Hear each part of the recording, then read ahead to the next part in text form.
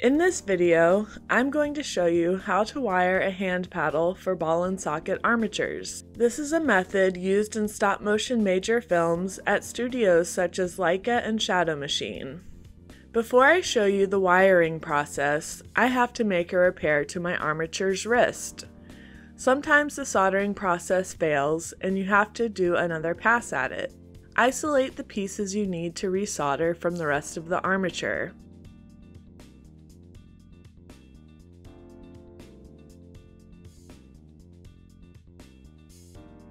Be sure to remove the plates from the sockets. You don't want these attached when resoldering. I put a little bit of whiteout on the ball of this piece to protect it from the silver solder. Solder hates dirty surfaces and will be repelled by the whiteout. This is ideal as I only want the solder to flow onto the rods of the wrist to connect them. Since it's such a tiny piece, it would be easy for the solder to accidentally spill onto the ball. I'm using a pick to add a chip of solder to the rods. This is better than feed soldering, so I can be more precise.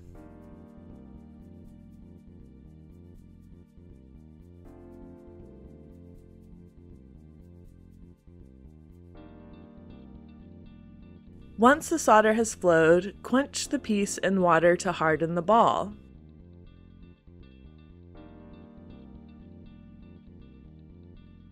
Then drop it in the pickle to remove the oxidation.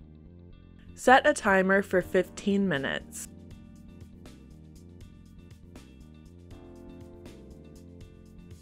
Once it's done pickling, drop your piece in a glass of water that has baking soda mixed in. This is called the neutralizer, which neutralizes the acid from the pickle. I'm using separate tongs for each liquid because you don't want to cross-contaminate the two. Use a brass brush to scrub off any remaining grime produced during the soldering process.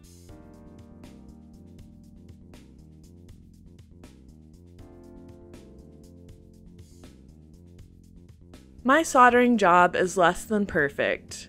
It flowed too heavily on the rod and also seeped onto the ball despite the whiteout.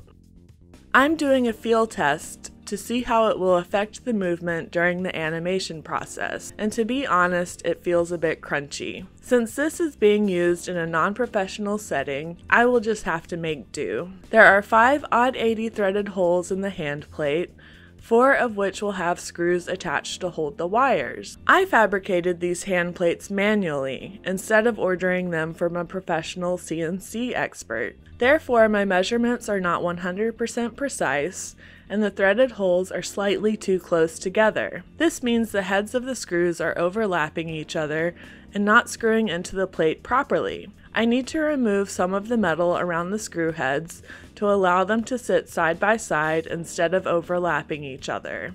It's hard to tell the difference, but the head of the screw on the right is shaved down and is now smaller than the original screw on the left. It was only a minor adjustment that is barely visible, but now the screws will fit side by side on the plate without overlapping. When orienting the hand for wiring, you want the access to the wrist screw to be facing towards the pinky side of the hand. I'm using 26 gauge cloth wrapped floral wire for the fingers and reliefs.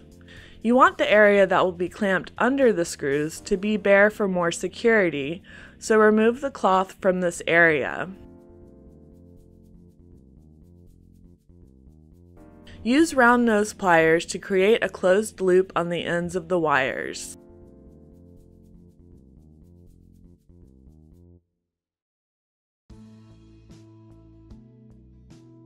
Use a bit of wax to tack the flathead screw onto the driver.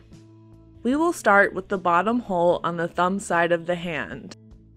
Place the looped floral wires onto the shaft of the screw and carefully screw it into the hand paddle.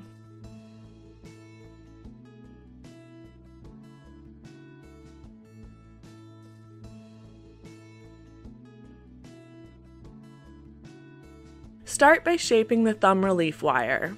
So you may be wondering what relief wires are for. Relief wires rest above the hand paddle and act as a cushion for the wire fingers. Without this cushion, you would be bending the base of the wires against the hard surface of the hand paddle steel during the animation process, which causes quicker breakages. The relief wires allow the fingers to bend at the intersection just above the paddle and are softer than direct contact with the steel. This gives the fingers a longer life before breaking during the animation process and needing to be replaced. All in all, basically the relief wires act as a cushion for the fingers.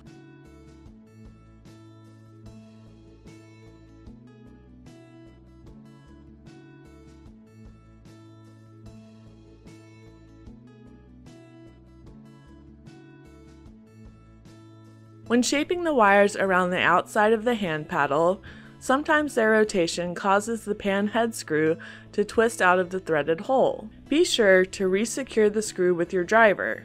You don't want anything to be loose.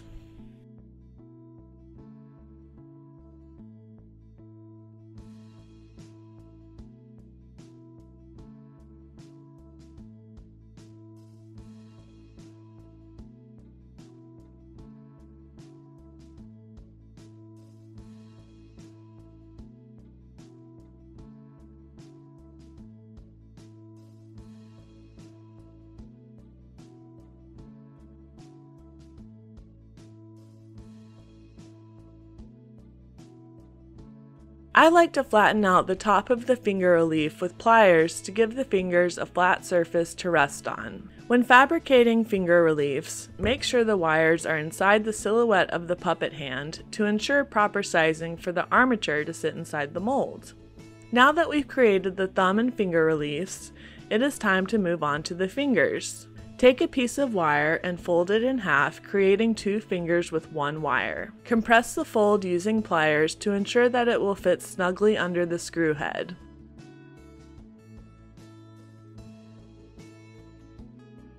I'm holding the hand upside down to let gravity work with me here.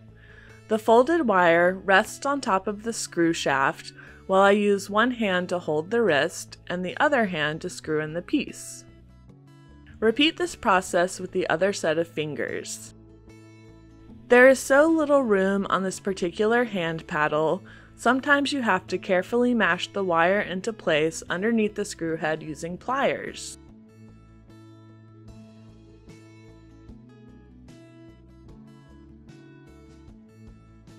Now it's on to lashing, which utilizes thread to bind the finger wires onto the relief wires. Thread a needle and double the thread up. Tie the ends together so you have one continuous loop. Start the lashing process by snaking the needle between the thumb relief wire and the thumb wire. Wrap the thread around the thumb wire.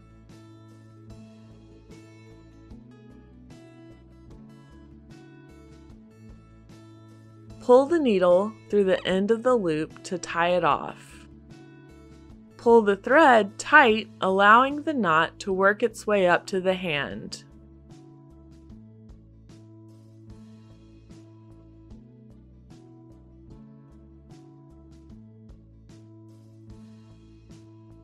Superglue the knot to the hand paddle to avoid interference in the lashing process. You can let the glue air dry or sprinkle a little bit of baking soda on it to cure it instantly.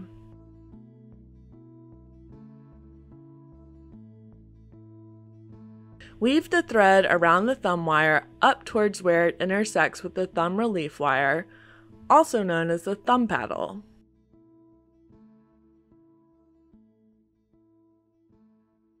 You will bind the thumb wire to the thumb paddle by crisscrossing the binding around the two pieces. I didn't get a good shot of this part of the process, but hold tight and you will see the demonstration of crisscross binding on the pointer finger in a few moments. Once you have bound the thumb to the thumb paddle, weave the thread up the relief wire towards the pointer finger.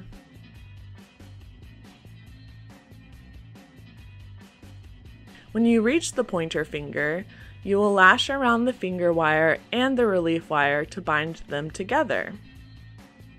This is what I call the crisscrossing method.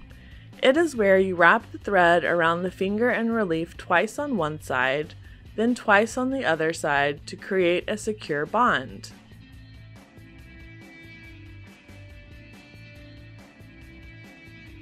Then you will work your way to the middle finger and repeat this process with every finger. When binding, ensure that the lashing is very tight. You don't want any wiggle at the base of the finger where it intersects with the relief. When you get to the end of the relief wire, glue the tail end of the thread to the back of the hand paddle with super glue. You can also add super glue to the backs of the screws for extra hold insurance so they won't twirl out of the threaded hole during the animation process.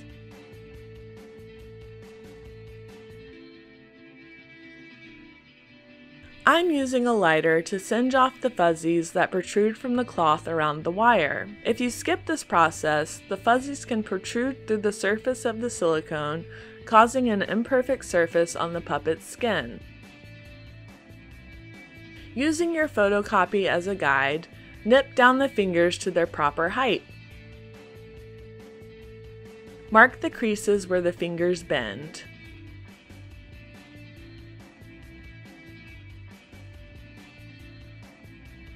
Transfer these marks onto the finger wires. You want to use a pencil for this process because ink from a pen has a tendency to bleed through the silicone. Use Bondic, which is a resin, to apply bones to the fingers.